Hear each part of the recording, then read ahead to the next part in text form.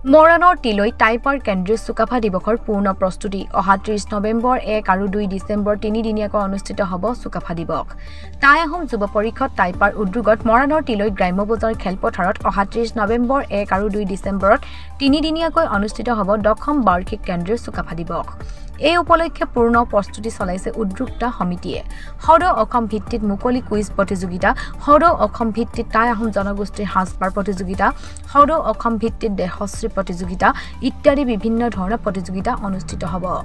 শেষৰ দিনা 12ৰহনীয়া সাংস্কৃতিক শোভাযাত্ৰাৰ পিছতে অনুষ্ঠিত হ'বলগীয়া মুকলি সভাত বহু কেইগৰাকী মন্ত্ৰী বিধায়কৰ লগতে উপস্থিত থাকিব কেইবাগৰাকী বিশিষ্ট ব্যক্তি। সাংস্কৃতিক সন্ধিয়া উদ্বোধন কৰিব কেবিনেট মন্ত্ৰী বিমল বৰাই। টাই আহোম যুৱ পৰিষদ অসম কেন্দ্ৰীয় সমিতিৰ আহ্বানত মৰাণ মহকুমা সমিতি আৰু মৰাণ আঞ্চলিক সমিতিৰ উদ্যোগত তথা বৃহত্তৰ মৰাণবাসী ৰাইজৰ সহযোগত এইবাৰ 10ম বাৰ্ষিক কেন্দ্ৰীয় চুকাফা দিৱস আমি আয়োজন কৰিবলৈ গৈ আছোঁ 30 নৱেম্বৰ 1 আৰু 2 ডিচেম্বৰ। ইতিমধ্যে আমাৰ প্ৰায় 80% কাম সম্পূৰ্ণ হৈছে আৰু 20% কাম আছে। অহা কালিৰ ভিতৰত আমাৰ গোটেই কামখিনি সম্পূৰ্ণ হ'ব। আমি এই 3 দিনীয়া বৰ্ণাঢ্য কাৰ্যসূচীত 30 নৱেম্বৰ পুৱা কেন্দ্ৰীয় সমিতিৰ সন্মানীয় সভাপতি বিজয় ৰাজখোৱা ডাঙৰীয়া লগতে উদযাপন সমিতিৰ সভাপতি কন্দৰ্প সাগৰ দিহিঙীয়াৰ উপস্থিতিত আমি পতাকা উত্তোলন কৰিম আৰু তাৰ পিছতে আমাৰ কেন্দ্ৰীয় সমিতিৰ কাৰ্যকৰী সভাপতি উপস্থিত থাকিব, মৈদাম তৰ্পণ আছে, চাউলুং চুকাফা প্ৰতিচ্ছবিত মাল্যাৰ্পণ আছে আৰু সেইদিনা আমি আমাৰে এজন প্ৰাক্তন সতীৰ্থ প্ৰায় 10 বছৰতকৈ অধিক কাল টাই আহোম যুৱ পৰিষদৰ লগতে আহোম জনগোষ্ঠীৰ কাৰণে তেওঁ বিভিন্ন কাম কৰি থৈ যোৱা এজন ব্যক্তি ইতিমধ্যে আমাৰ মাজৰ পৰা হেৰাই গৈছে, দামচাও মৌচুম গগৈ। আৰু এজন ব্যক্তি সকলোৱে শ্ৰদ্ধাৰ, সকলোৱে চিনি পায়, দামচাও ভীমকান্ত বুঢ়াগোহাঁই হৰণত মিষ্টাৰ মৰাণ দেহশ্ৰী প্ৰতিযোগিতা আমি আয়োজন কৰিম। এই প্ৰতিযোগিতা আমি প্ৰতি বছৰে আয়োজন কৰোঁ আৰু এইবাৰো আমি 10ম বাৰ্ষিক কেন্দ্ৰীয় চুকাফা দিৱসৰ লগত সংগতি ৰাখি অনুষ্ঠিত কৰিম। আৰু এজন আমাৰ মহান চাওফা চুপাৰফাৰ নামত মিষ্টাৰ অসম এখন আমি বডি বিল্ডিং কম্পিটিশ্যন আয়োজন কৰিম। অসমৰ বিভিন্ন প্ৰান্তৰ পৰা ইতিমধ্যে বহু খেলুৱৈ আমাৰ লগত যোগাযোগ কৰিছে, তেওঁলোক আহি পানি মিষ্টাৰ চুপাৰফা এই খেলখনত অংশগ্ৰহণ কৰিব। আৰু 1 তাৰিখৰ দিনা আমি কণ ছাত্ৰ ছাত্ৰীসকলৰ কাৰণে বহুকেইটা আমি প্ৰতিযোগিতা আয়োজন কৰিছোঁ। বিশেষকৈ টাই আহোমৰ কীৰ্তিচিহ্নৰ ওপৰত এইবাৰ আমি চিত্ৰাংকন প্ৰতিযোগিতা আয়োজন কৰিছোঁ ক আৰু খ শাখাৰ ভিত্তিত। আৰু সেইদিনাই আমি অসমৰ বিভিন্ন প্ৰান্তৰ পৰা অহা ছাত্ৰ ছাত্ৰীসকলৰ দ্বাৰা আমি কুইজ প্ৰতিযোগিতা আয়োজন কৰিছোঁ। আৰু সেইদিনাই সন্ধিয়ালৈ আমি 4জন ব্যক্তিক আমি বিশেষ সম্বৰ্ধনা অনুষ্ঠান ৰাখিছোঁ।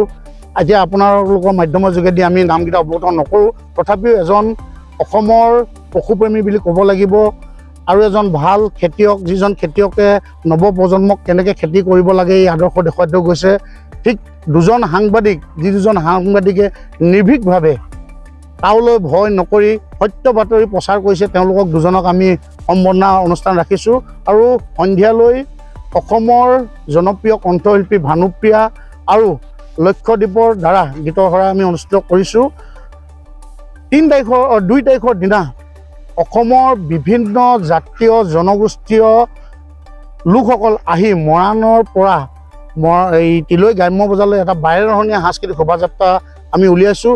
এই শোভাযাত্ৰাটো উলিওৱাৰ মূলতে আমাৰ হৈছে চাউলুং চুকাফাই 1228 খ্ৰীষ্টাব্দত যেতিয়া এই ভূখণ্ডত প্ৰৱেশ কৰিছিলে তেতিয়া সকলো জাতি জনগোষ্ঠীক একত্ৰিত লৈ এখন বৰ অসম গৈছিলে আৰু তেওঁ আদৰ্শ আমি প্ৰতিফলন কৰিবৰ কাৰণে মৰাণ আইবিৰ পৰা তিলৈ গ্ৰাম্য বজাৰলৈকে এটা আমি 12ৰহনীয়া সাংস্কৃতিক শোভাযাত্ৰা উলিয়াইছোঁ।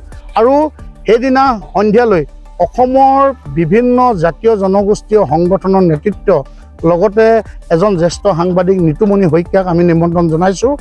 তেখেতৰ লোকৰ উপস্থিতিত আমি চাউলুং চুকাফাৰ বিষয়ে আলোকপাত কৰিম। চাউলুং চুকাফাই বৰ অসমৰ কাৰণে কিমান কাম কৰি থৈ গ'ল বা আহোম জনগোষ্ঠীয়ে বৰ্তমান কি কৰণীয় কাম আছে এই কামবোৰৰ ওপৰত আমি আলোকপাত কৰিম।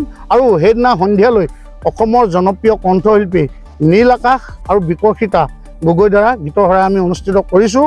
আপোনালোকৰ মাধ্যমৰ যোগেদি এই যি 3 দিনীয়া বৰ্ণাঢ্য কাৰ্যসূচী আমি ৰূপায়ণ কৰিবলৈ গৈ আছোঁ, সকলো ৰাইজৰ সহায় সহযোগিতা আমি একান্তৰে কামনা কৰিছোঁ।